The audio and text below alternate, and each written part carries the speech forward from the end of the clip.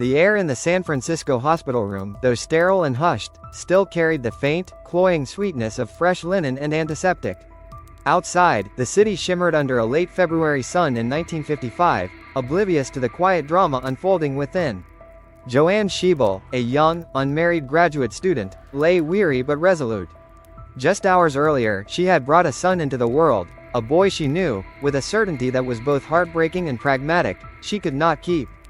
His biological father, Abdul Fattah Jandali, a Syrian immigrant pursuing his own academic path, was not a factor in the decision. This was a choice born of circumstance and the societal strictures of the era, a silent sacrifice made in the name of a future she couldn't yet provide. The baby, swaddled tightly, was a tiny bundle of potential, a universe waiting to unfold, utterly unaware of the invisible threads of fate already weaving around him. Miles away, in the quiet, burgeoning suburban landscape of Mountain View, California, a different kind of anticipation hummed. Paul and Clara Jobs, a couple whose hearts ached with a quiet, unfulfilled longing, were preparing their home. Their house on Crist Drive was a modest, single-story affair, nestled amidst a grid of similar homes, each with its patch of lawn and a two-car garage. Paul, a machinist by trade, possessed hands that were calloused but precise, capable of coaxing intricate beauty from raw metal. His garage, a sanctuary of orderly chaos, smelled of sawdust, oil, and the faint, metallic tang of tools well used. Wrenches hung in neat rows, their polished surfaces catching the light.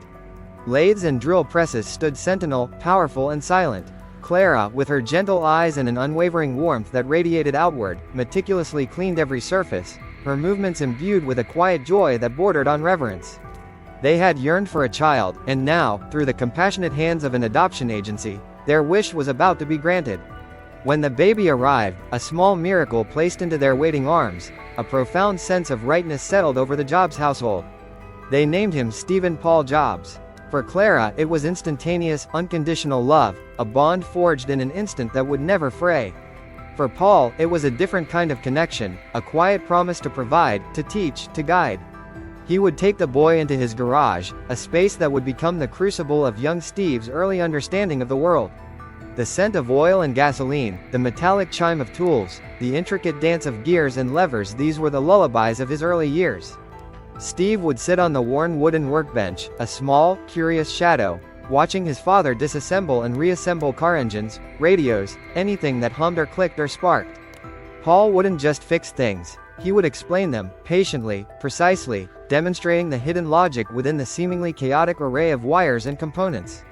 "Always make the back of the cabinet as beautiful as the front," Paul would often say, his voice low and steady, a mantra that would echo in his son's mind decades later. It was a lesson in craftsmanship, in integrity, in the unseen beauty of function. Growing up in Mountain View in the late 1950s and early 1960s was to inhabit a dreamscape of American possibility. The air was clean, the streets safe, and the future felt limitless. Orchards still dotted the landscape, their blossoms a fragrant counterpoint to the growing hum of nearby Hewlett-Packard and other burgeoning electronics companies. Steve, a bright and often restless child, absorbed it all. He was a boy of intense curiosity, often preferring to dismantle a broken appliance to understand its inner workings rather than play with conventional toys. There was a foundational sense within him of being chosen, a quiet understanding of his unique origin story, yet also a subtle feeling of being different. This duality, perhaps, fueled an early, unarticulated drive for self-definition, a need to carve out his own distinct place in the world. He engaged with everything around him with an almost fierce intensity, his gaze often lingering, dissecting, seeking the underlying order. He knew he was loved, deeply and unconditionally, by Paul and Clara, a bedrock of security that allowed his curious, often rebellious spirit to flourish. The garage, however, remained his truest classroom, a place where the abstract principles of mechanics and design became tangible, where the mysteries of the universe could be unraveled with a screwdriver and a keen eye. As the calendar pages turned into the mid-1960s, a subtle shift began to ripple through the seemingly placid suburban dreamscape. The innocence of the post-war boom was giving way to the first tremors of a new era. For Steve, now a pre-teen, the structured world of school began to feel increasingly like a cage. The fluorescent lights of the classroom at Monta Loma Elementary hummed with a monotonous drone, the rote memorization and rigid curricula stifling his eager, unconventional mind. He found the traditional methods of teaching tedious, the lessons often irrelevant. His intelligence was undeniable, but it manifested in bursts of intense focus on subjects that captivated him, rather than a disciplined adherence to prescribed learning.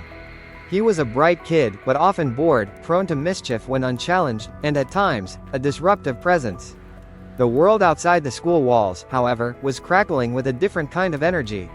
The air was thick with the scent of change, a heady mix of protest, psychedelic music, and burgeoning technological possibility.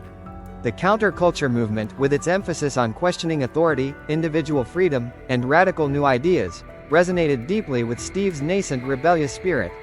He found kinship not in the conformity of the classroom, but in the fringes, among those who dared to think differently. He devoured books on Eastern philosophy, listened to Bob Dylan and Joan Baez, and felt the stirrings of a profound dissatisfaction with the status quo. It was during these tumultuous school years, while attending Homestead High School in Cupertino, that a pivotal encounter occurred, one that would irrevocably alter the course of his life. He met Steve Wozniak. Woz, 4 years his senior, was a brilliant engineer, a quiet genius whose hands could conjure circuits into life with an almost magical ease. They were introduced by a mutual friend, and from the moment they started talking, a spark ignited. Wozniak, with his infectious laugh and boundless enthusiasm for electronics, was the perfect foil to Jobs' more intense, visionary nature. They bonded over a shared passion for pranks, for pushing boundaries, and for the intricate beauty of technology. Their first real collaboration involved building blue boxes, illegal devices that could mimic the tones used by telephone companies, allowing them to make free long-distance calls. This wasn't just about the thrill of breaking rules, it was about understanding systems, about bending technology to their will, about the sheer exhilaration of creating something powerful from scratch. They would spend hours hunched over circuit boards, the smell of solder a familiar perfume, their voices low and conspiratorial. Wozniak, with his unparalleled engineering prowess, would design the intricate circuitry, his mind a labyrinth of elegant solutions. Jobs, ever the visionary, would see the potential, the application, the way to bring Woz's genius to a wider audience. He was the one who saw the bigger picture, the one who urged them to sell their blue boxes, transforming a clever hack into a nascent entrepreneurial venture. This shared mischief, this collaborative energy, solidified their bond. Wozniak found in Jobs a kindred spirit who understood his passion, and Jobs found in Wozniak the engineering wizardry capable of bringing his wildest ideas to fruition. The conventional world of school receded further into the background, replaced by the vibrant, rebellious possibilities of electronics and a burgeoning desire to challenge norms. The future, though still hazy, began to hum with the promise of invention. The summer of 1972 found Steve Jobs, fresh out of Homestead High, embarking on a new chapter, one that felt less like a carefully planned progression and more like a restless, philosophical journey. He enrolled at Reed College in Portland, Oregon, a liberal arts institution known for its bohemian atmosphere and intellectual rigor. The campus, with its Gothic architecture and sprawling lawns, was a stark contrast to the suburban conformity of Mountain View, and it immediately captivated him. The air here was different, thick with the scent of patchouli, stale coffee, and the heady aroma of intellectual ferment. Students engaged in passionate debates late into the night, their voices echoing through dimly lit dormitories. For Steve, Reed was a revelation, a place where his unconventional intellect finally felt at home. He devoured courses in calligraphy, dance, and philosophy, finding beauty and meaning in disciplines far removed from the cold logic of electronics. He reveled in the freedom, the intellectual stimulation, the sense of being part of a vibrant, questioning community.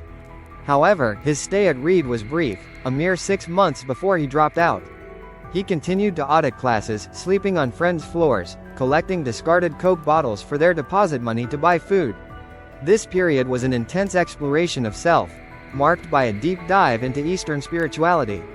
He read Be Here Now by Ram Dass, a book that profoundly influenced his worldview, introducing him to concepts of mindfulness, enlightenment, and the transient nature of material desires. He began experimenting with LSD, viewing it not as a recreational drug, but as a tool for expanding consciousness, a key to unlocking deeper truths. The psychedelic experiences, with their kaleidoscope of colors and altered perceptions, reinforced his growing belief in intuition over pure logic, in the power of subjective experience. He was searching for meaning beyond the material, a spiritual anchor in a world that felt increasingly superficial. Yet, even amidst this spiritual quest, the pull of technology remained. In 1974, he took a job as a technician at Atari, the pioneering video game company co-founded by Nolan Bushnell. The Atari offices were a chaotic, creative hub, filled with the flickering glow of arcade screens, the whir of cooling fans, and the smell of hot plastic and circuit boards. It was a world of immediate gratification, of tangible results, a stark contrast to the abstract philosophies he was grappling with at Reed. He worked on games like Breakout, his meticulous attention to detail and his demanding nature already evident. He was a difficult employee, often clashing with colleagues, but his intensity and his ability to quickly grasp complex technical challenges were undeniable. He saved money from his Atari job, driven by a deeper, more profound wanderlust. The summer of 1974 saw Steve embark on a transformative trip to India with his Reed College friend, Daniel Kotke. It was a journey of purification and enlightenment, a deliberate stripping away of Western comforts. The sensory overload of Delhi hit him like a physical force. The dust, the heat, the cacophony of street vendors, the pervasive smell of incense and spices, the vibrant colors of saris, the quiet dignity of the sadhus. He sought out Neem Karoli Baba's ashram, a pilgrimage that symbolized his fervent desire for spiritual awakening. He walked barefoot, shaved his head, and meditated for hours, hoping to find the answers to the existential questions that gnawed at him. The trip was grueling, challenging him physically and mentally, forcing him to confront his own limitations and prejudices. He returned from India leaner, with a new perspective, a deeper appreciation for simplicity, and a strengthened belief in intuition and direct experience. The journey, though it didn't provide all the answers he sought, solidified his rejection of materialism as an end in itself, even as he was paradoxically drawn back to the cutting-edge technological world that promised to reshape it. He was a seeker, caught between the mystical and the mechanical, believing that true elegance lay in the seamless marriage of both. The year 1976 dawned with a crisp, cool clarity in Los Altos, California, carrying with it the scent of possibility. Paul Jobs' garage, a familiar sanctuary, was no longer just a place for his father's tools and tinkering. It had become a crucible, a vibrant, chaotic workshop humming with youthful ambition and the heady aroma of solder. Inside, Steve Jobs, his eyes alight with a fierce, almost manic energy, worked alongside Steve Wozniak, a whirlwind of wires, circuit boards, and half-eaten pizza boxes. This was where Apple Computer Company was born, not with a grand ceremony, but with the quiet hum of a soldering iron and the conspiratorial whispers of two friends. The Apple I computer board, Wozniak's brainchild, lay on the workbench, a testament to his engineering genius. It was elegant in its simplicity, a single circuit board that allowed hobbyists to build their own computer by adding a keyboard and a monitor. Jobs, ever the visionary, saw not just a circuit board, but a product, a revolution waiting to happen. He was the relentless force, the salesman, the one who pushed Wozniak to move beyond hobbyist designs and into the realm of commercial viability. "We can sell these," he'd insisted, his voice a low, persuasive hum. "People will want them." The garage, usually a domain of solitary craftsmanship, now thrummed with the exhilarating uncertainty of a nascent venture. Late nights blurred into early mornings, fueled by caffeine and an unwavering belief in their creation. Ronald Wayne, the third co-founder, a more seasoned but cautious figure, had also joined them. His role was to draft the partnership agreement and provide some of the initial capital, a quiet, almost paternal presence amidst the youthful exuberance. He sketched out a logo, a detailed woodcut of Isaac Newton under an apple tree, a symbol of enlightenment and discovery. But Wayne, pragmatic and risk-averse, quickly became uneasy with the volatile nature of the startup world. The idea of personal liability, the potential for financial ruin, weighed heavily on him. He saw the fire in Jobs' eyes, the boundless ambition, and perhaps, the potential for both greatness and catastrophe. Within weeks, he sold his 10% stake back to Jobs and Wozniak for a mere $800, an early departure that would become one of the most famously regretted decisions in tech history. For Jobs, it was an early, stark taste of the challenges and subtle betrayals inherent in business partnerships, a lesson in the sometimes lonely path of the true visionary. The first orders for the Apple I came from Paul Terrell, owner of the Byte Shop, a local computer store. 35 units, a seemingly insurmountable number. Jobs and Wozniak scrambled, enlisting help from friends and family, transforming the Jobs garage into a veritable assembly line. The smell of hot solder hung heavy in the air, mingling with the faint scent of gasoline from Paul Jobs' tools.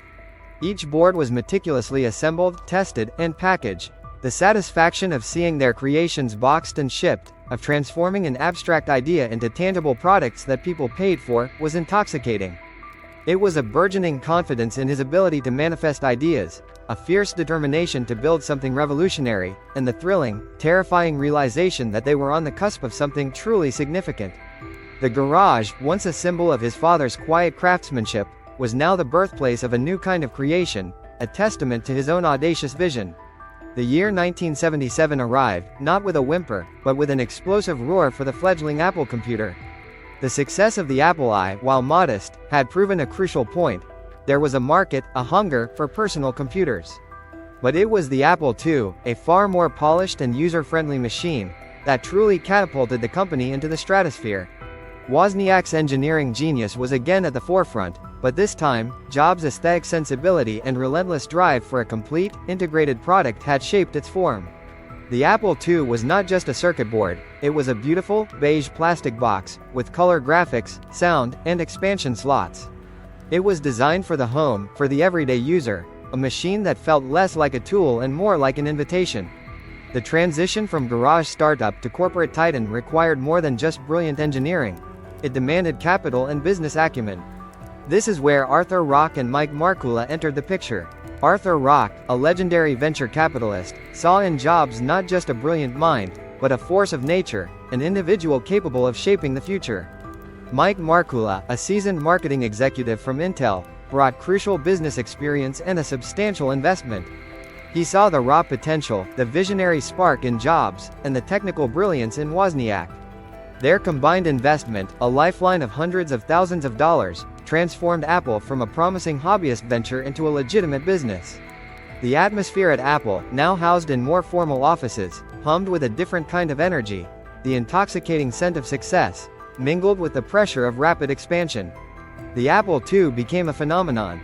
Its sales exploded, fueled by its user-friendliness and the burgeoning software ecosystem, particularly the VisiCalc spreadsheet program, which made it an indispensable tool for businesses.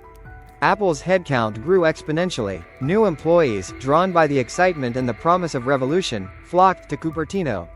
The company, barely a few years old, was growing at a dizzying pace, a whirlwind of product development, marketing campaigns, and endless meetings.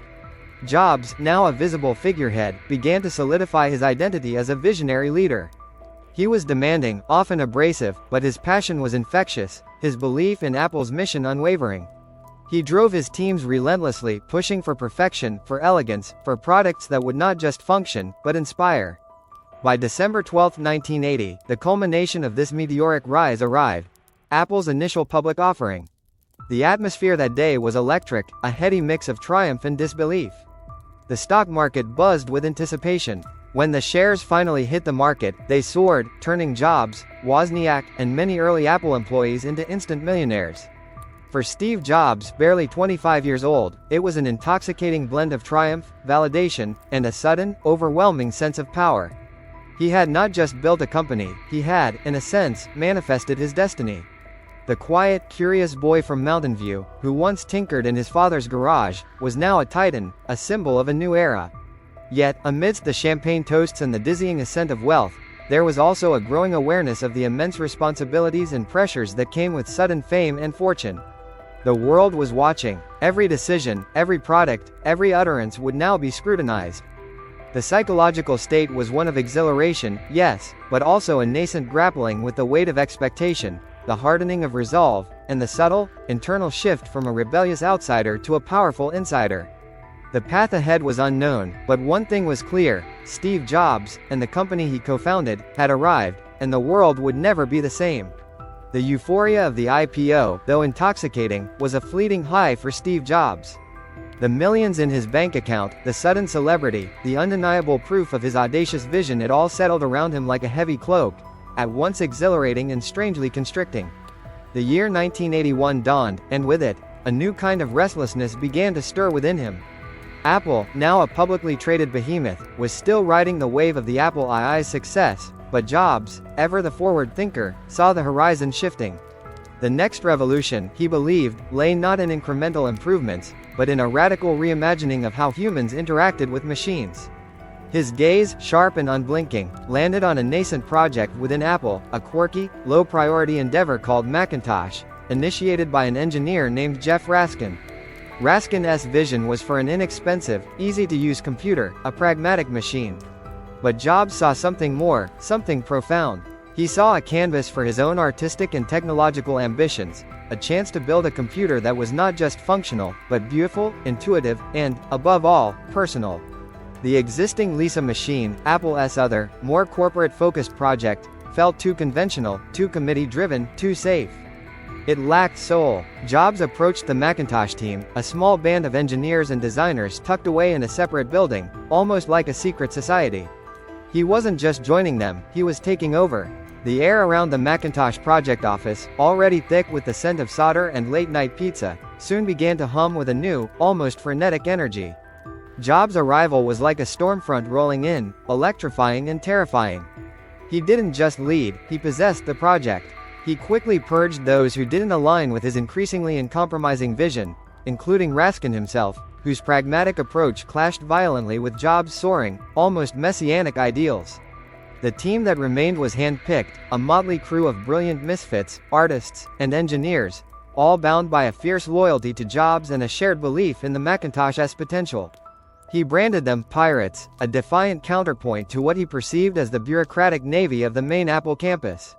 A pirate flag, a skull and crossbones with an Apple logo for an eye patch, soon flew proudly above their building, a symbol of their rebellion against the corporate behemoth they were ostensibly a part of.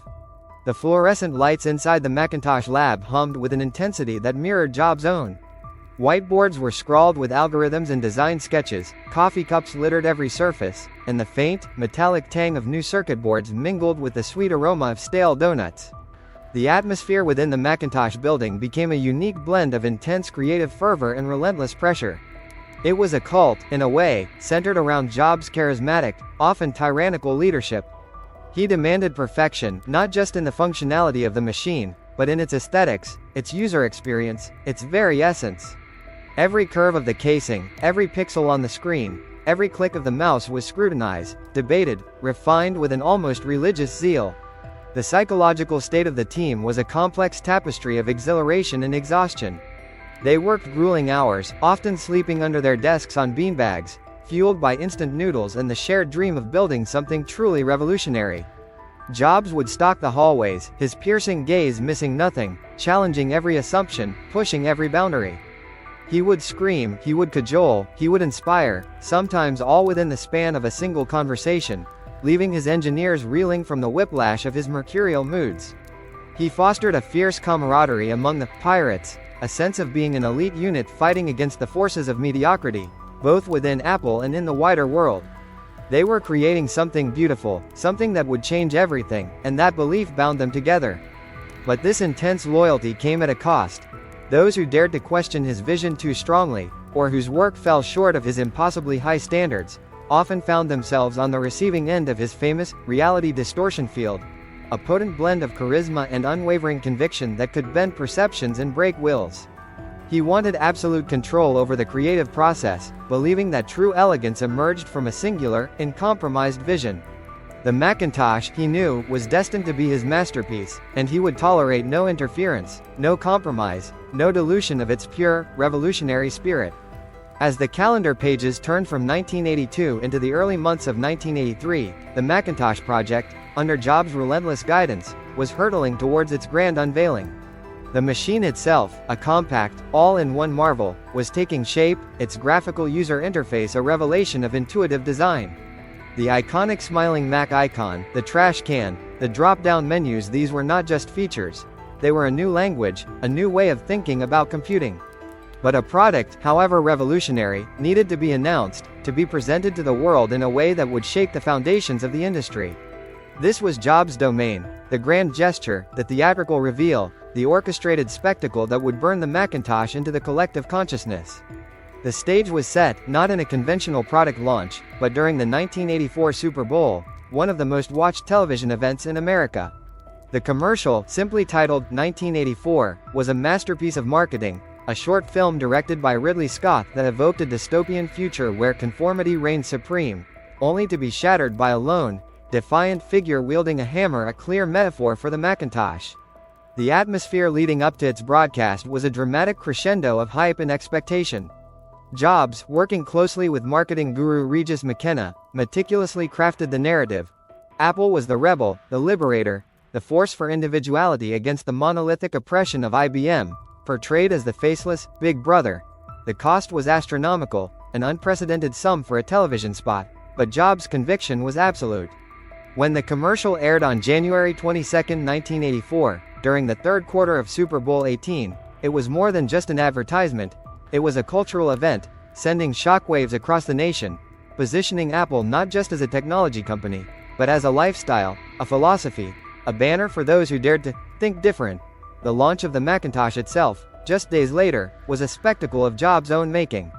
On January 24, at the annual shareholder meeting in the Flint Center at De Anza College, he walked onto the stage, a figure of almost messianic intensity, dressed in a crisp white shirt and bow tie. The auditorium pulsed with anticipation. He spoke of the future, of creativity, of putting insanely great tools into the hands of ordinary people. Then, with a dramatic flourish, he pulled the Macintosh from a black bag, setting it on a pedestal. The machine, glowing with its friendly interface, a digital smiling face appearing on screen, then spoke for itself, introducing itself to the captivated audience in a synthesized voice. The crowd erupted in cheers, a wave of exhilaration washing over Jobs. He felt a profound sense of vindication, a confirmation that his uncompromising vision had been correct. This was it. This was the future. Yet, the immediate, exhilarating aftermath of the launch soon gave way to the harsh realities of market competition and corporate politics. The Macintosh, despite its groundbreaking interface and revolutionary design, was expensive at $2,495. Its initial lack of compatible software, a critical flaw that Jobs had, in his zeal, perhaps underestimated, and its relatively slow processing power made it a hard sell for many businesses accustomed to the text-based efficiency of IBM PCs. Sales, while respectable, didn't immediately meet the stratospheric expectations Jobs had set. His psychological state began to shift from triumph to a gnawing frustration. He saw the slow adoption not as a market challenge, but as a personal affront, a failure of others to grasp the genius of his creation. This led to mounting tension within Apple. He became increasingly paranoid about internal resistance, perceiving corporate inertia and a lack of understanding from the sales teams as deliberate sabotage. He felt the weight of the company's future resting squarely on his shoulders, and anyone who didn't carry that weight with the same fervent intensity became an adversary. The corporate structure, once a means to an end, now felt like a suffocating cage, its walls closing in on his revolutionary spirit. The shine of the Mac, for all its beauty, was beginning to dull under the harsh light of market realities. The year 1985 dawned, and the air within Apple's Cupertino campus grew thick with unspoken resentments and clashing ambitions. The initial glow of the Macintosh launch had faded, replaced by the grim reality of lagging sales and the rising cost of its development. Steve Jobs, convinced of the Mac's inherent superiority, found himself increasingly at odds with the corporate structure, and most significantly, with John Sculley. Sculley, a seasoned corporate executive lured from PepsiCo in 1983 by Jobs himself with the famous challenge, "Do you want to sell sugar water for the rest of your life? Or do you want to come with me and change the world?" had been brought in to provide the business acumen Jobs felt Apple needed. But their relationship, once a partnership forged in mutual admiration, had curdled into a simmering corporate drama, a slow-motion collision of two fundamentally different philosophies. Jobs perceived Sculley as undermining his vision, diluting the purity of the Macintosh's purpose with conventional business strategies. He saw Sculley as a bean counter, a marketer of sugar water, who simply didn't understand the profound, almost spiritual connection Jobs had with his products. The Macintosh's underperformance, rather than prompting self-reflection from Jobs, fueled his increasingly erratic and demanding management style. He would lash out, berate, and dismiss those who dared to present him with inconvenient truths about sales figures or market share.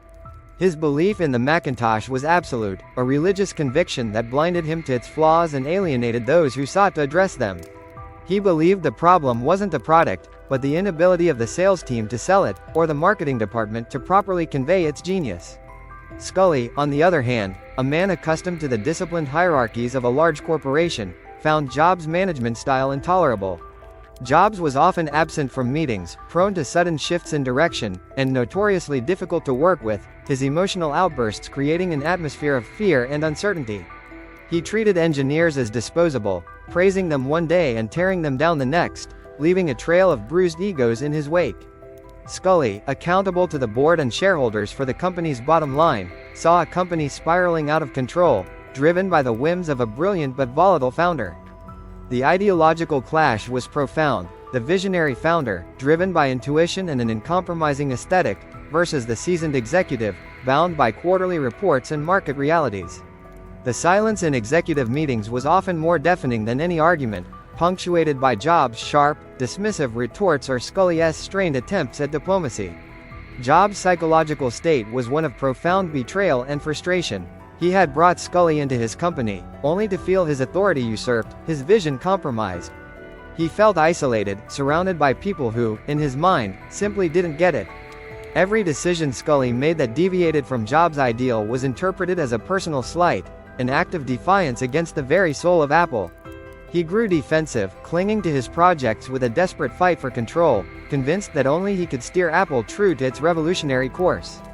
He saw a conspiracy, a dulling of Apple's edge, a betrayal of its pirate spirit. The air in the executive suites was thick with unspoken resentments, the tension so palpable it could be cut with a knife. The stage was set for an inevitable, devastating confrontation, a corporate tragedy waiting to unfold. The tension, which had been building like a storm over the preceding months, finally broke in mid-1985. The air in Apple's executive boardroom was heavy, charged with a palpable sense of doom. The polished mahogany table, usually a surface for strategic plans and financial reports, now felt like a battleground. Steve Jobs, his face a mask of defiance, sat across from John Scully, whose own expression was grim, resolute, a man forced to make an impossible choice. The other board members, a tight-lipped phalanx of powerful men, watched the unfolding drama with a mixture of apprehension and weariness. The Macintosh, Jobs' beloved creation, was failing to meet sales targets, and the company was bleeding money. Scully, backed by the board, had decided a change was necessary. He proposed restructuring, effectively stripping Jobs of all operational authority, moving him to a largely ceremonial role as chairman. For Jobs, this was not just a demotion, it was an act of profound betrayal, a public humiliation orchestrated by the man he had personally recruited, the man he had once considered a friend. The words spoken in that room, though formal and couched in corporate speak about restructuring and long-term strategy, were daggers to his very identity. He argued, he pleaded, he raged, appealing to their shared history, to the revolutionary spirit of Apple, to the very soul of the company he had co-founded. He spoke of vision, of passion, of changing the world, but his words seemed to fall on deaf ears. The board, tired of the incessant internal strife, the volatile management, and the financial drain, had made its decision. The votes were cast, the outcome predetermined. Jobs, the co-founder, the visionary, the rebel who had built Apple from a garage, was being ousted from his own company. The silence after the final vote was deafening, broken only by the rustle of papers. The psychological impact on Jobs was devastating. He felt a profound sense of loss, a wrenching severance from his life's work. The company was more than just a business, it was an extension of himself, a physical manifestation of his dreams and aspirations. To be cast out was to be rejected, to have his very essence denied. Humiliation burned through him, a searing wound that would take years to heal. He walked out of that boardroom, out of the building, into the blinding California sun, a man adrift.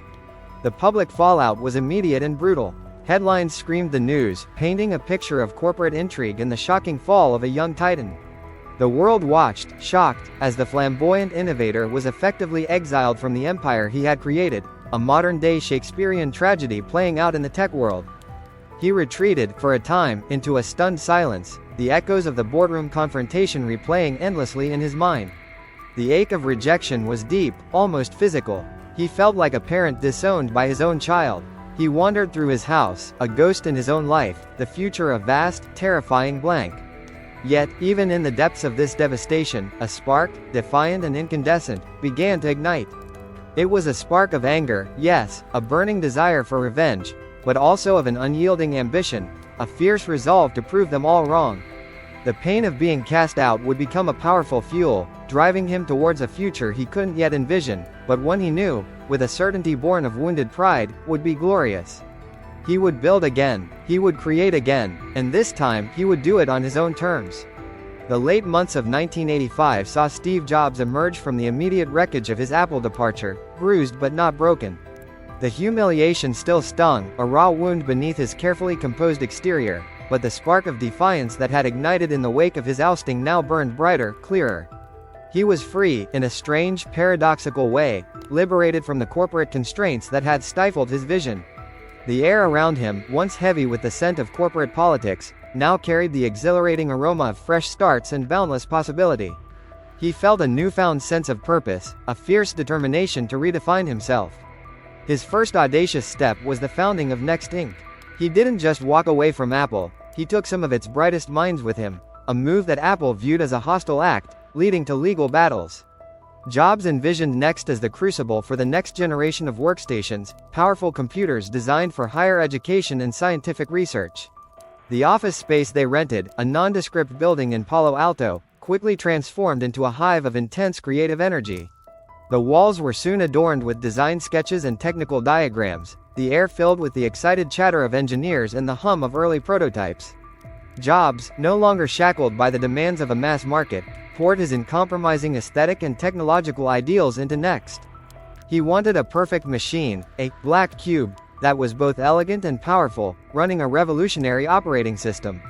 The atmosphere was one of fervent dedication, fueled by a desire for redemption. It was a chance to prove, not just to Apple but to himself, that his vision was valid, that his leadership could create unparalleled innovation. The financial risks were enormous, the uncertainty palpable, but Jobs was driven by a powerful need to vindicate himself, to demonstrate that the true genius resided not in the corporate structure, but in his singular ability to manifest the future. Simultaneously, almost as a counterpoint to the hardware-centric ambition of Next, Jobs made another pivotal move. In 1986, he acquired the computer graphics division of Lucasfilm, a small, struggling group of digital artists and engineers, for a mere $10 million. He renamed it Pixar Animation Studios. At first, it was a side project, a fascinating diversion, driven by his long-held belief in the convergence of art and technology. The early days of Pixar were challenging, a financial drain on Jobs' personal fortune. The company focused on developing high-end graphics hardware and software, and producing short, experimental animated films. The atmosphere at Pixar was different from Next. It was more playful, more purely artistic, though still imbued with Jobs' demanding pursuit of excellence. He saw the potential for computer animation to revolutionize storytelling, to bring entirely new worlds to life. He wasn't just investing in technology, he was investing in creativity, in the magic of narrative, a different kind of canvas for his visionary impulses. Jobs' psychological state during this period was a complex tapestry of hurt and liberation. The wound from Apple still throbbed, a phantom limb ache. The wound from Apple still throbbed, a phantom limb ache, a constant reminder of the betrayal, yet it was precisely this pain that forged a new kind of resolve within him. He was building again, not just companies, but a future, on his own terms, unburdened by the committees and compromises that had choked his vision at Apple. He was driven by a powerful need for vindication, a fierce desire to prove them all wrong. The late months of 1985 had seen him pour his defiant energy into two distinct, highly ambitious ventures, Next Inc. and Pixar Animation Studios. The early 1990s, however, would prove to be a period of arduous uphill battles, a prolonged test of his endurance and unwavering belief. The concrete walls of the Next headquarters in Redwood City, though sleek and modern, often felt like a bunker, a fortress against a world that seemed slow to grasp the brilliance contained within.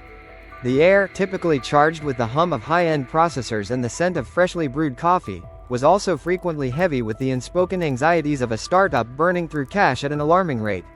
Jobs had envisioned Next as the pinnacle of computing, a workstation for the academic and scientific elite, a machine that would leapfrog the competition with its object-oriented operating system and powerful hardware. The Black Cube, as it was famously known, was a minimalist masterpiece of industrial design, a stark, elegant monolith that embodied Jobs' uncompromising aesthetic. He had poured millions of his own money, and that of investors like Ross Perot, into its development.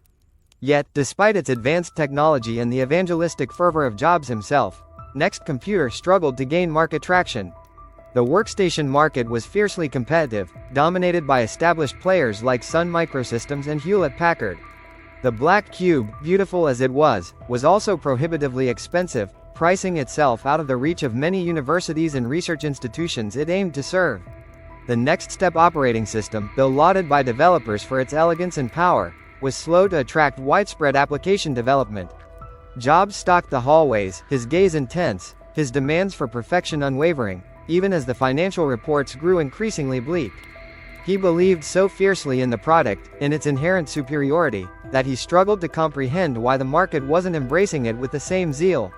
Frustration simmered beneath his composed exterior, often erupting in bursts of temper directed at engineers, sales teams, anyone he perceived as failing to execute his vision. He would walk into a meeting, his presence commanding, his mind racing, dissecting every detail, every spreadsheet, every line of code. The silence that often followed his pronouncements was not one of agreement, but of exhausted resignation from his team. He felt the weight of expectation, the pressure of proving his detractors wrong, and the slow, grinding reality of a market that didn't move at the speed of his genius. Meanwhile, across the bay, in the less imposing buildings of Pixar Animation Studios in San Rafael, a different kind of struggle was unfolding. The atmosphere here was lighter, more whimsical, filled with the vibrant colors of concept art and the playful chatter of animators. Yet, it too was a financial drain, a venture that, for years, showed little promise of profitability. Jobs had acquired Pixar with a vision for the future of computer graphics, but the immediate path to revenue was unclear. For much of the early 1990s, Pixar subsisted on contracts for animated commercials and short films, showcasing their groundbreaking rendering technology. John Lasseter, Ed Catmull, and their team were pioneers, pushing the boundaries of what was possible with computer animation, creating dazzling shorts like Tin Toy and Knick Knack. Jobs, initially, saw Pixar as a technology company, a hardware manufacturer selling high-end graphics computers. He tried to sell the Pixar Image Computer, a powerful machine for visual effects, but it too failed to find a broad market. He grew impatient, often threatening to sell the company, viewing it primarily through a financial lens. His psychological state was a paradoxical blend, frustration with Next's slow market acceptance, yet a growing, almost grudging appreciation for the pure creative process at Pixar. He saw the artists, the storytellers, the passionate dedication to craft, and something within him, perhaps the aesthetic sensibility instilled by his father, began to connect with it. He still pushed, still demanded, but there was a subtle shift in his approach. He saw the long-term potential, even as it tested his financial limits, draining tens of millions of his personal fortune. He was a man caught between two worlds, the cold logic of high-end computing and the warm, narrative magic of animation, both demanding his unwavering belief, both delivering slow, painful returns. It was a period of persistent struggle, a crucible that would temper his ambition and refine his understanding of true innovation. As 1995 dawned, a palpable sense of anticipation, laced with desperation, hung over the unassuming buildings of Pixar. Years of financial struggle, of pouring Jobs' personal fortune into a dream that often felt ephemeral, were about to culminate in a gamble unlike any other. The air in the animation studios was thick with the scent of countless late-night coffees, the faint metallic tang of rendering farm computers, and the nervous energy of artists putting the finishing touches on their magnum opus. Toy Story, the world's first feature-length computer-animated film, was complete. Jobs, still the primary financier, had placed an enormous bet on this film, negotiating a groundbreaking deal with Disney that, if successful, would finally validate his investment and, more importantly, the audacious vision of computer animation as a storytelling medium. When Toy Story premiered in November 1995, the world collectively gasped. Critics hailed it as a masterpiece, a triumph of both technology and storytelling. Audiences flocked to theaters, captivated by the vibrant characters and the heartwarming narrative. The film was a runaway commercial success, shattering box office records and proving, definitively, that computer-animated films could not only entertain but also deeply resonate. For Steve Jobs, the success of Toy Story was a profound sense of vindication, a powerful echo of the Apple II's triumph, but this time, on a global, cultural scale. It proved his business acumen, his ability to spot and nurture groundbreaking talent, and his unwavering faith in disruptive technology. The subsequent Pixar IPO in November 1995 was nothing short of historic. The stock soared, making Jobs, once again, a multi-millionaire, but more significantly, cementing his reputation as a visionary beyond the realm of personal computers. The atmosphere at Pixar was one of pure, unadulterated triumph, a joyous explosion of creativity finally rewarded. Simultaneously, however, the corporate landscape across the bay was a stark contrast, painted in shades of deepening gloom. Apple Computer, the company that had once rejected him, was in a precipitous decline, spiraling towards irrelevance, even bankruptcy. The company, adrift without a clear vision, had churned through a succession of CEOs after Scully, each failing to stem the tide of losses. Its product line was bloated and confusing, its operating system outdated, its market share eroding rapidly. The once vibrant campus now felt somber, the air thick with the scent of desperation and the quiet hum of impending doom. Jobs watched from a distance, a complex mix of emotions swirling within him. A grim satisfaction that his absence had proven so catastrophic, but also a lingering, almost paternal concern for the company he had co-founded. Apple's board, in a desperate strategic move, began searching for a new operating system to replace their aging System 7. They considered BOS, a promising alternative, but ultimately, their gaze landed on Next Step, the technically superior, object-oriented operating system that Jobs had meticulously crafted for Next. The irony was almost Shakespearean. The company that had cast him out now needed his technology, his vision, to survive. The acquisition of Next by Apple for $429 million in December 1996 was more than a business deal. It was a dramatic turning point, a bridge back to a past he thought was irrevocably severed. For Jobs, it was a complex mix of emotions. The success of Pixar had provided immense relief and vindication, solidifying his reputation. But the opportunity to return to Apple, the company that had once rejected him, stirred a potent blend of anger, curiosity, and a deep-seated desire for ultimate redemption. He knew the company was on its knees, but he also saw a chance, perhaps a final one, to reclaim his legacy, to breathe life back into the dying embers of the Apple he had once envisioned. The atmosphere shifted from intense pressure at Pixar to the desperate strategic moves of a failing tech giant, and the world held its breath, wondering what Steve Jobs, the prodigal son, would do next. The early months of 1997 saw Steve Jobs, now officially back at Apple as an interim CEO or ICEO, as he wryly called himself, step into a company on the brink of collapse. The air in Cupertino was heavy, thick with the scent of corporate decay and the quiet hum of an impending death rattle. Dust motes danced in the anemic light of the conference rooms, illuminating the grim faces of executives who had overseen Apple's precipitous decline. The once vibrant campus felt like a mausoleum, a testament to squandered potential. Jobs, leaner, his gaze sharper than ever, walked through the halls with a fierce determination, a man on a desperate, high-stakes rescue mission. He wasn't just returning to a job, he was returning to a battlefield, ready to wage war against mediocrity, bureaucracy, and the very forces that had driven him out years before. His first actions were ruthless, pragmatic, and absolutely necessary. He convened all-hands meetings, his voice cutting through the prevailing gloom like a laser. He simplified the product line with brutal efficiency, slashing dozens of confusing and redundant products. "What do you do here?" he'd demand of employees, often with little preamble, and if the answer wasn't immediately compelling, their project, and sometimes their job, was gone. The atmosphere was one of urgency, a palpable sense of a company fighting for its very survival, infused with Jobs' renewed, uncompromising vision. He cut the Newton, a pioneering but commercially unsuccessful PDA, and countless Macintosh clones, focusing Apple's scattered energy onto a core of essential products. His psychological state was a fierce determination to save Apple, coupled with a pragmatic ruthlessness that brooked no sentimentality.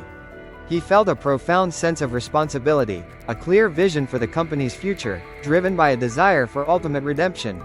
This wasn't about ego anymore, not entirely, it was about saving his creation, proving that Apple still had a vital role to play in the world.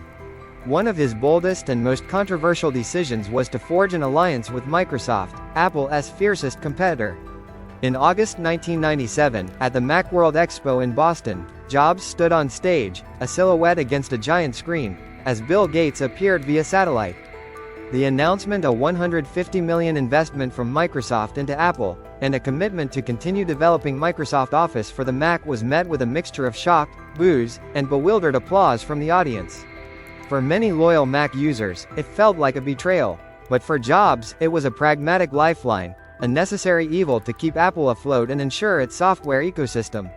He had swallowed his pride, recognizing that survival sometimes demanded cooperation with one's enemies. The room buzzed with a nervous energy, the palpable friction between historical rivals momentarily suspended by an act of sheer will from Jobs. Then came the "Think Different" campaign. This wasn't just an advertising slogan, it was a defiant declaration of Apple's enduring identity, a rallying cry for its beleaguered employees and its dwindling loyal customer base. The iconic black and white commercials, featuring rebels, visionaries, and artists like Albert Einstein, Martin Luther King Jr., and John Lennon, spoke directly to Apple's core ethos. Here's to the crazy ones, the narrator intoned, the misfits, the rebels, the troublemakers. Because the ones who are crazy enough to think that they can change the world, are the ones who do.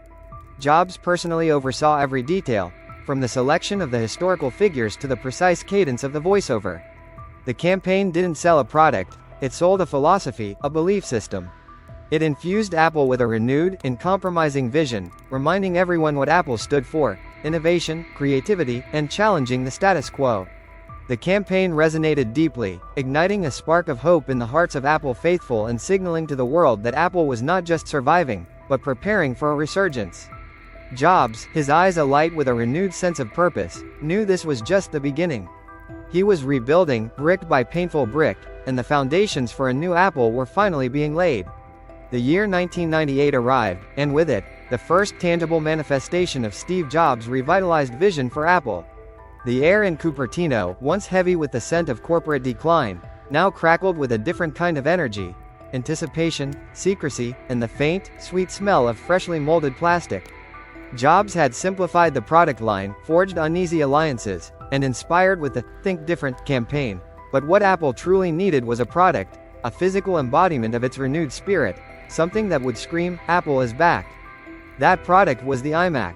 In late 1998, the iMac burst onto the scene like a splash of vibrant color in a monochromatic world of beige boxes. It was an all-in-one computer, reminiscent of the original Macintosh, but reimagined for a new era.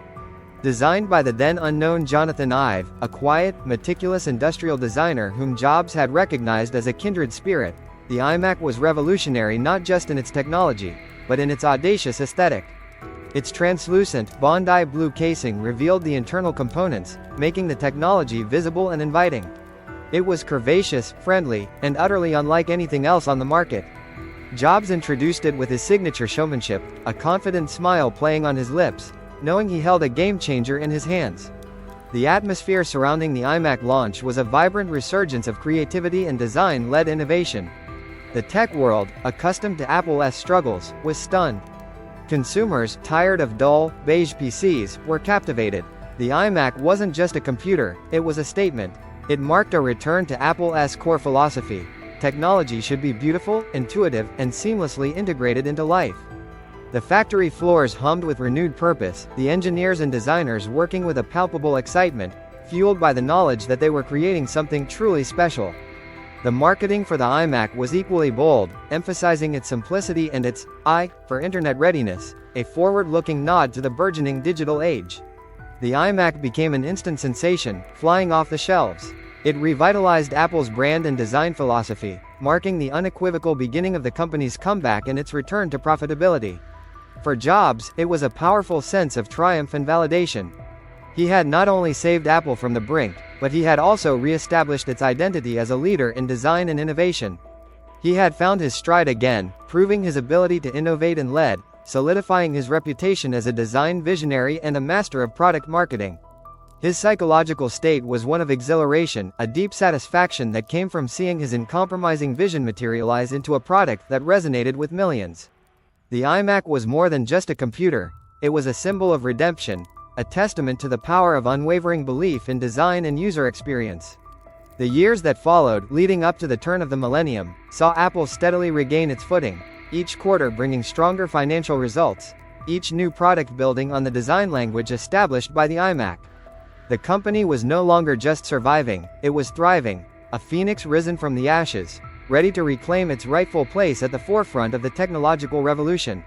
The world watched, fascinated, as Steve Jobs, once in exile, now orchestrated a spectacular return, proving that sometimes being crazy enough to think differently was precisely what the world needed.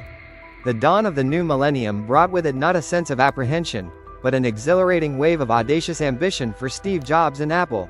The iMac had proven Apple's resilience and design prowess, but Jobs was never content to rest on past laurels. His gaze was fixed firmly on the future, a future where technology would seamlessly merge with lifestyle, where the digital world would become an extension of human experience.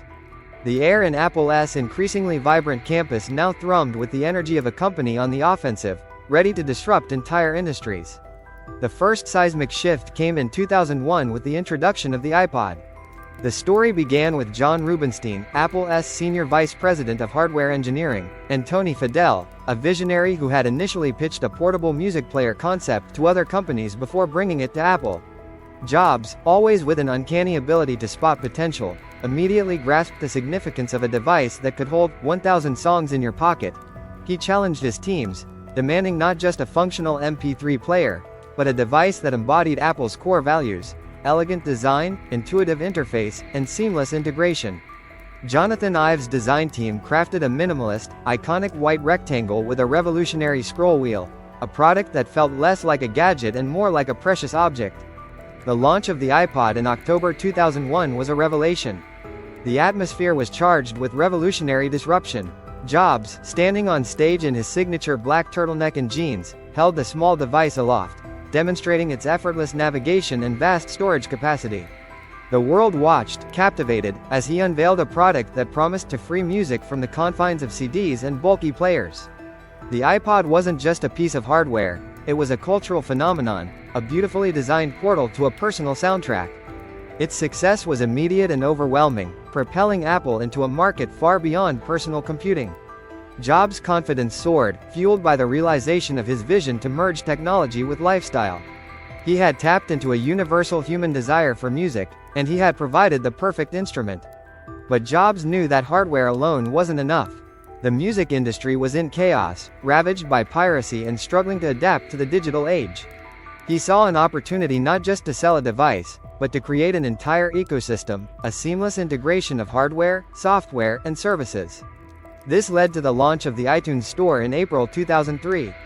The atmosphere shifted again, now crackling with audacious ambition to revolutionize an entrenched industry. Jobs, with his legendary negotiating skills, convinced the major record labels to sell individual songs for 99 cents, a concept that was radical at the time. The iTunes Store provided a legal, easy-to-use platform for digital music, perfectly complementing the iPod. It was a masterstroke, establishing Apple as a dominant force in digital entertainment and forever changing how people bought and consumed music. The psychological state for Jobs during this period was one of exhilarating, unprecedented success and market dominance. He was a cultural icon, an industry titan, wielding immense power and influence. He was not just selling products, he was shaping culture, dictating trends, and proving, again and again, the power of his integrated vision.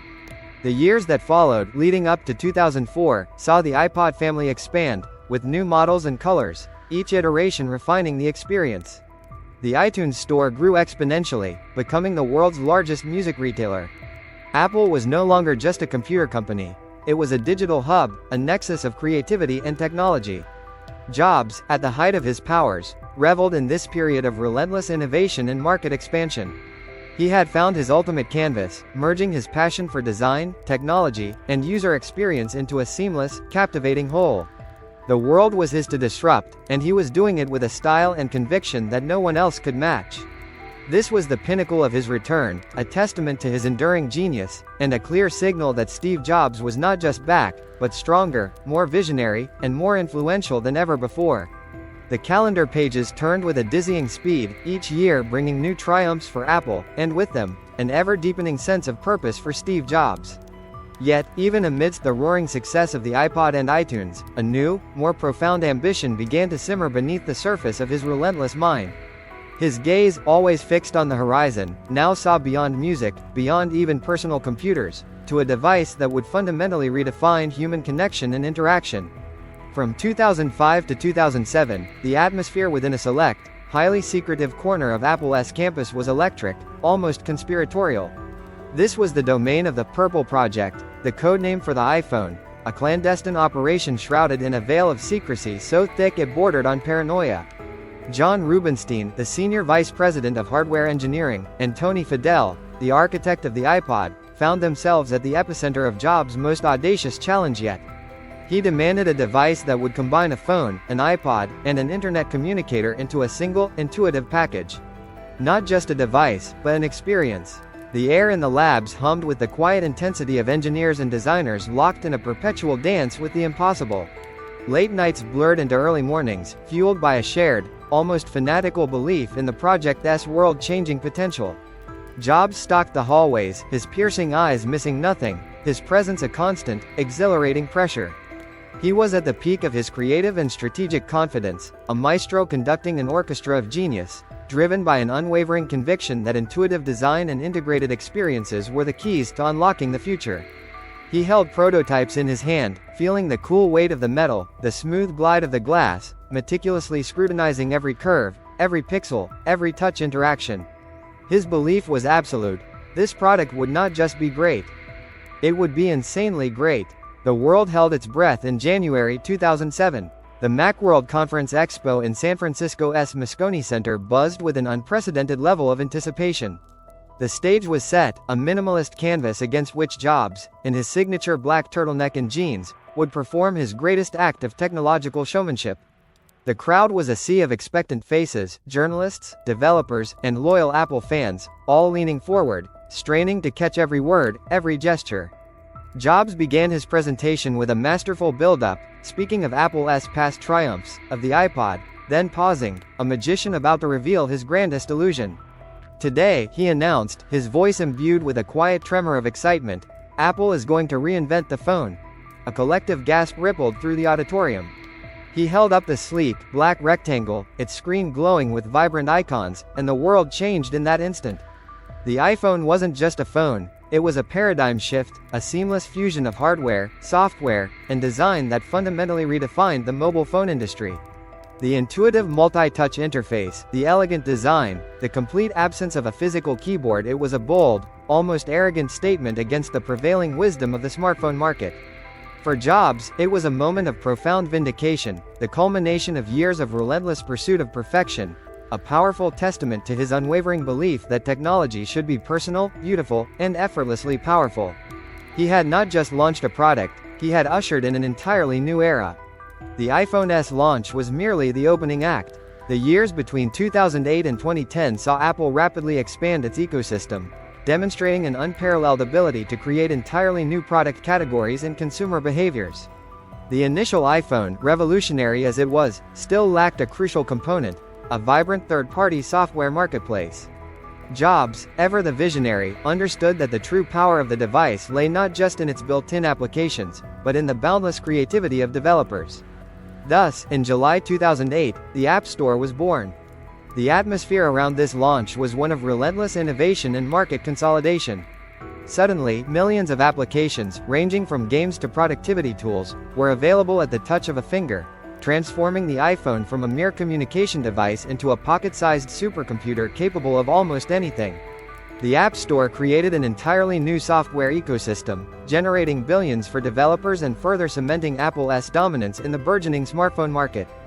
Jobs watched with a quiet satisfaction as his integrated vision, where hardware, software, and services intertwined seamlessly, bore fruit on an unprecedented scale. But Jobs' ambition did not stop there. He saw a gap between the smartphone and the laptop, a need for a device that offered a more immersive, tactile experience for content consumption and light creation. The concept of a post-PC era had long been a whisper in the tech world, but Jobs was determined to make it a tangible reality. The secretive development process began anew, with Jonathan Ive and his design team once again pushing boundaries, striving for an object of pure simplicity and elegance. The result, unveiled in January 2010, was the iPad. The atmosphere was once again charged with anticipation, but this time, there was a sense of inevitability, a quiet confidence that Apple was once again about to redefine an entire product category. Jobs, holding the thin, elegant tablet in his hands, demonstrated its capabilities with a serene mastery, showing how it could be used for browsing, reading, gaming, and creating. The iPad solidified Apple's vision for a post-PC era, proving that a device could be powerful without being complex, intuitive without sacrificing capability. For Jobs, it was a profound sense of accomplishment, a deep validation of his long-held belief that technology should be personal, intuitive, and seamlessly integrated into daily life. He felt a quiet triumph, a confirmation that his aesthetic principles and his insistence on user experience were not just good business, but a genuine contribution to human progress. Even as his health began to decline, subtly at first, then with increasing urgency, he found solace and purpose in these creations, pouring his dwindling energy into shaping the future, pixel by pixel, touch by touch. Yet, beneath the dazzling displays of technological triumph, a more somber, deeply personal battle was raging within Steve Jobs.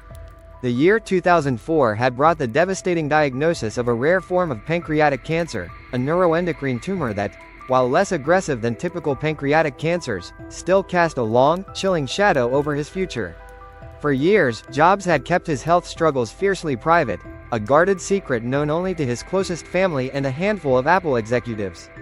He was a man who valued control above all else, and the idea of his body betraying him, of losing that control, was an anathema.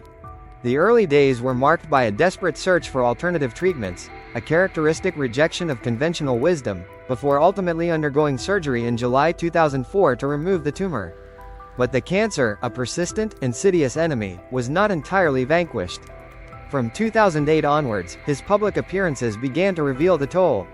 At keynote presentations, usually vibrant and energetic affairs, Jobs appeared increasingly gaunt, his once sharp features becoming almost skeletal, his signature black turtleneck hanging more loosely on his frame. The bright lights of the stage, which once illuminated his boundless charisma, now seemed to highlight the shadows beneath his eyes, the pallor of his skin. The atmosphere at these events, while still electric with the excitement of new product launches, carried a poignant, unspoken undertone. There was awe at his enduring passion, at his ability to command a stage and captivate an audience even as his physical body seemed to be fading, but also a growing, collective concern for his health. The juxtaposition of human fragility and technological might was stark, almost heartbreaking. In 2009, his battle intensified. He took a 6-month medical leave of absence, a period of profound uncertainty for Apple and its fervent followers. During this time, he underwent a liver transplant, a desperate bid to prolong his life against a cancer that had metastasized. The recovery was arduous, a testament to his fierce will to live, to continue his work. When he returned to the stage, he was even thinner, his voice occasionally raspy, but his mind remained as sharp, as demanding, as visionary as ever. He would push through pain, through fatigue, driven by an almost superhuman dedication to his vision. Laurene Powell Jobs, his wife, a steadfast and quiet presence, bore the brunt of his private struggle, providing unwavering support, a silent anchor in his tumultuous existence. She understood the fire that still burned within him, the unyielding desire to deliver his vision to the world, even as his body betrayed him. His internal monologue must have been a relentless conversation with mortality, a desperate race against time, finding solace and purpose in every pixel, every elegant curve, every revolutionary idea he brought to fruition. He was a man grappling with his own finitude, yet refusing to let it diminish his boundless creativity. The very act of standing on stage, presenting a new iPhone or iPad, was an act of defiance, a powerful assertion of life and creation in the face of inevitable decline. The world saw a visionary, but behind the curtain, a man was fighting for every breath, every moment he had left to shape the future. By the summer of 2011, the relentless march of his illness had become undeniable. The gauntness was more pronounced, the energy, though still fierce, was clearly a struggle. The weight of the CEO role, with its incessant demands for travel, meetings, and public appearances, had become an impossible burden. On August 24, 2011, Steve Jobs made the decision that, while perhaps inevitable, still sent a shockwave of profound institutional transition across the globe. He resigned as CEO of Apple. The atmosphere at Apple that day was heavy, thick with a quiet sadness that permeated every office, every lab, every polished glass surface. It was the weight of an era ending, a palpable sense of loss for the man who had not only built the company but had imbued it with his very soul. In his resignation letter, addressed to the Apple board of directors and the Apple community, Jobs simply stated, "I have always said if there ever came a day when I could no longer meet my duties and expectations as Apple's CEO, I would be the first to let you know." Unfortunately, that day has come. His words were stark, devoid of self-pity, a final act of pragmatic leadership. He recommended Tim Cook, his trusted operations executive, as his successor. Cook, a quiet, meticulous, and supremely capable leader, had already been effectively running the company during Jobs' medical leaves. It was a testament to Jobs' foresight and his deep understanding of Apple's needs that he had groomed such a successor, ensuring his legacy would continue, not just through products, but through leadership. For Jobs, this was a bittersweet acceptance of his physical limitations. There was, undoubtedly, a deep satisfaction in leaving Apple in an extraordinarily strong position, the most valuable company in the world, with a clear roadmap for the future. He had returned from exile to save his creation, and he had done so with a brilliance that defied expectation. He had sculpted a new identity for Apple, one rooted in design, innovation, and user experience, and he had filled its coffers with unimaginable wealth. But beneath that satisfaction, there must have been an equally profound sadness, a wrenching final severance from the daily pulse of the company that had been his life's work. He would remain as chairman of the board, a symbolic role, but the reins of power had passed. It was a final act of leadership, ensuring his vision would endure, even as his own time grew short. The public outpouring of emotion was immediate, a mix of gratitude for his contributions and apprehension for Apple's future without its visionary founder. The world knew, with a heavy heart, that this was not just a corporate transition, but a quiet, poignant farewell. The crisp, vibrant autumn of October 2011 brought with it a profound sense of closure, tinged with an immeasurable sadness.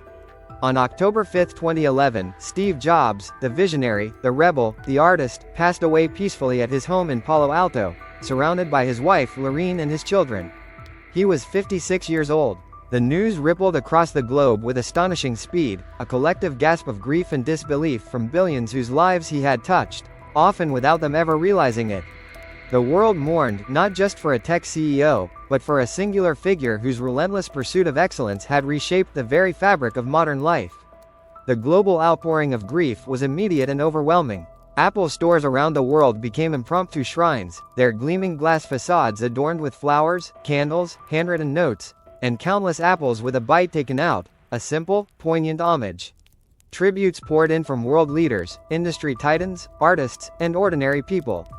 Bill Gates, his longtime rival and occasional collaborator, spoke of their unique relationship, recognizing Jobs' unparalleled ability to inspire and lead. Larry Ellison, his close friend, recounted stories of his relentless drive and uncompromising standards. The internet, a medium he had helped to define, became a vast canvas for collective remembrance, filled with personal anecdotes, iconic photos, and heartfelt eulogies. The immediate assessment of his profound and lasting legacy began even as the news broke.